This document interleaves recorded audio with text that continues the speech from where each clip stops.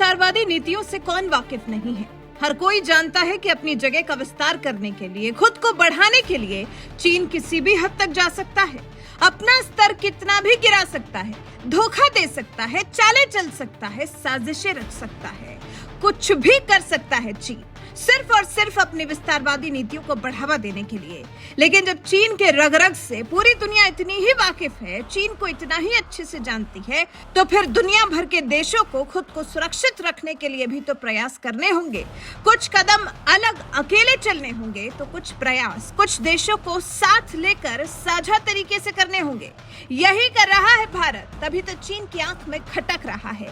बल्कि भारत ने तो चीन के खिलाफ 2 और देशों को अपने साथ ले लिया है, जिससे चीन बौखला गया है। चीन के खिलाफ 3 देश बैठक कर रहे हैं, जो चीन को खटक सकता है, चीन को नागवार गुजर सकता है। अब सवाल यह है कि भारत के अलावा ये बाकी के 2 देश कौन से हैं जो चीन के खिलाफ भारत के साथ यूं कंधे से कंधा मिलाकर चल रहे हैं? तो जवाब है अमेरिका और वियतनाम। जी, अमेरिका और वियतनाम ही है जो चीन की विस्तारवादी नीतियों पर लगाम लगाने के लिए भारत के साथ खड़े हैं। हालांकि अमेरिका के विदेश मंत्री बीजिंग पहुंचे हुए हैं, लेकिन चीन की नीतियों को समझते हुए वो इस दौरे से कोई खास उम्मीद नहीं लगाए हुए हैं, बल्कि उनका पूरा फोकस तो फिलहाल भारत के प्रधानमंत्री नरेंद्र मोदी की अमेरिका की यात्रा पर है।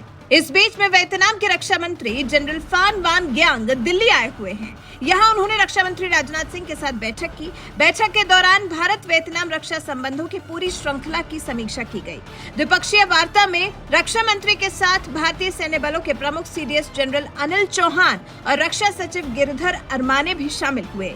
यहाँ चीन के साथ चल रही खटपट के बीच वियतनाम खुद को सुरक्षित करने के लिए भारत से ब्रह्मोस मिसाइल लेकर उसे दक्षिण चीन सागर में तैनात करना चाहता है। इससे दक्षिण चीन सागर और उसके आसपास के इलाके में चीन का खौफ कम होगा और साथ ही वियतनाम के साथ भारत के संबंध और मजबूत होंगे, जो कि चीन को मात देने के लिए जरूरी भी है, क्योंकि आखिरकार वो है चीन ही जिसने भारत के पड़ोसी देशों पाकिस्तान, बांग्लादेश, म्यांमार आदि को कई तरह के संवेदनशील हथियार देकर भारत की सुरक्षा को ललकारा है। लेकिन अब भारत के पास भी मौका है। अब भारत भी चीन के दुश्मन देशों को ब्रह्मोस देकर ईंट का जवाब पत्थर से दे सकता है।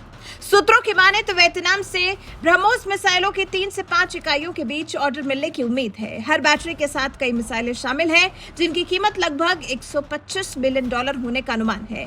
इसलिए संभावित सौदा 375 मिलियन या $625 मिलियन के बीच का हो सकता है। हालांकि ये इस बात पर निर्भर करता है कि वियतनाम ब्रह्मोस की कितनी इकाइयों का अधिग्रहण करना चाहता है।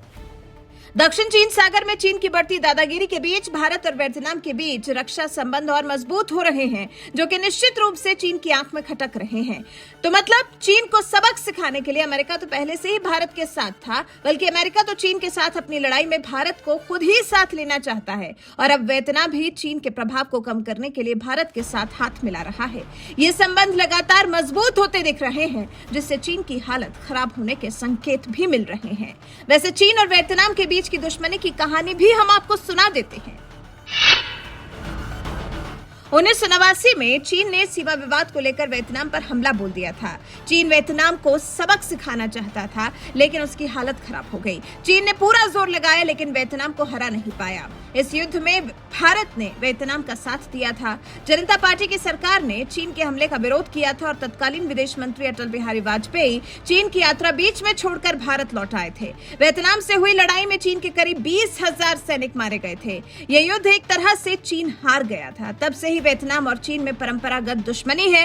वियतनाम का दावा है कि इस लड़ाई में चीन के 65,000 सैनिक मारे गए थे।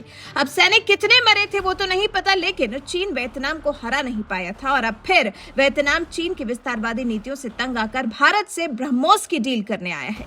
देखना दिलचस्प होगा कि वियतनाम, भारत और अमेरिका की ये नजदीकियां चीन को कितना करती हैं। वैसे आप वियतनाम, भारत और अमेरिका के चीन के खिलाफ साथ होने को कैसे देखते हैं? अपनी राय हमें कमेंट कर जरूर बताएं।